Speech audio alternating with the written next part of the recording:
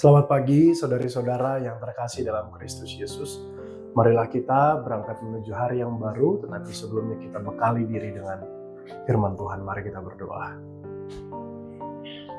Damai sejahtera Allah yang melampaui segala akal, itulah yang memelihara hati dan pikiranmu di dalam Kristus Yesus Tuhan kita. Amin. Ibu Bapak, saudari-saudara terkasih, firman Tuhan pada hari ini, Jumat 23 Mei 2025, diambil dari Injil Matius pasal 9 ayat 22. Tetapi Yesus berpaling dan memandang dia serta berkata, "Teguhkanlah hatimu, hai anakku, imanmu telah menyelamatkan engkau." Maka sejak saat itu, sembuhlah perempuan itu. Demikian firman Tuhan. Ibu bapak, saudari-saudara yang terkasih dalam Kristus Yesus, semua orang pengen sehat.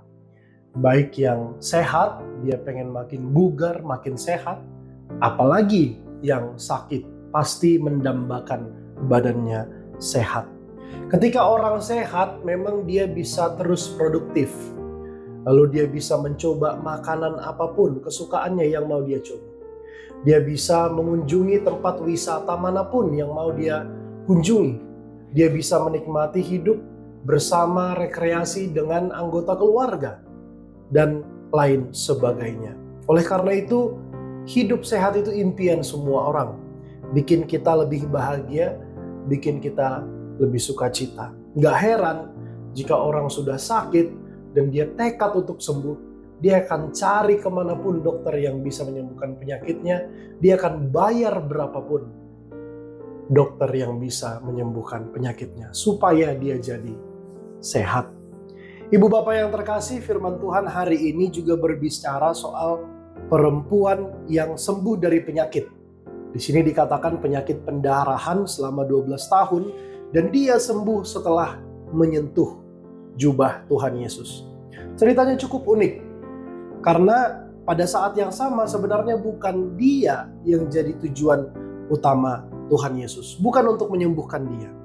Diceritakan sebetulnya Tuhan Yesus dan rombongannya, para murid, para pengikutnya sedang berjalan menuju rumah Yairus untuk menyembuhkan putri Yairus di sana. Putri Yairus sedang terbaring sakit sehingga Tuhan Yesus sedang berjalan bergegas menuju di sana. Kemudian adalah seorang perempuan yang dengan tekad yang kuat, niat yang murni, dia terobos keramaian itu, rombongan itu demi memegang menyentuh jubah Tuhan Yesus. Karena hanya dengan cara itu dia percaya penyakitnya bisa sembuh.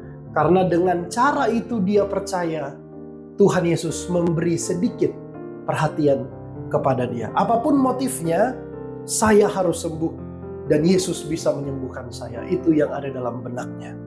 Seketika Tuhan Yesus menyadarinya, maka ia lihat betapa murninya iman perempuan ini, betapa kokohnya iman perempuan ini.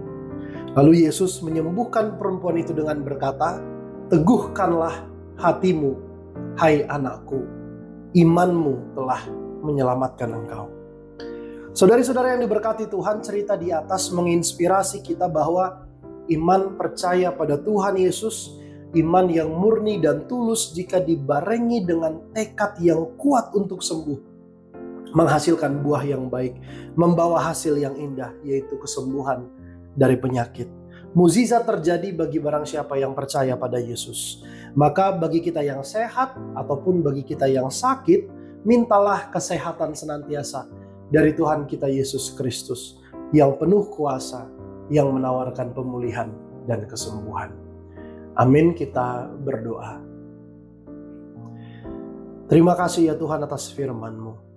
Kiranya Engkau menanamkan firman ini agar iman percaya kami semakin teguh dan kokoh untuk berharap kesembuhan, pemulihan dari-Mu. Tuhan, kami berdoa bagi saudara-saudara kami yang sedang dilanda sakit penyakit. Kiranya Tuhan berkati mereka, berkati proses pemulihan mereka, berkati obat yang mereka konsumsi, berkati tim medis atau para dokter yang berperan. Agar di waktu yang akan datang mereka boleh sembuh dari penyakitnya. Penyakit itu tidak datang lagi. Penyakit itu kau buang jauh ya Tuhan. Dan dia bersuka cita karenamu. Karena iman percayanya menyelamatkannya.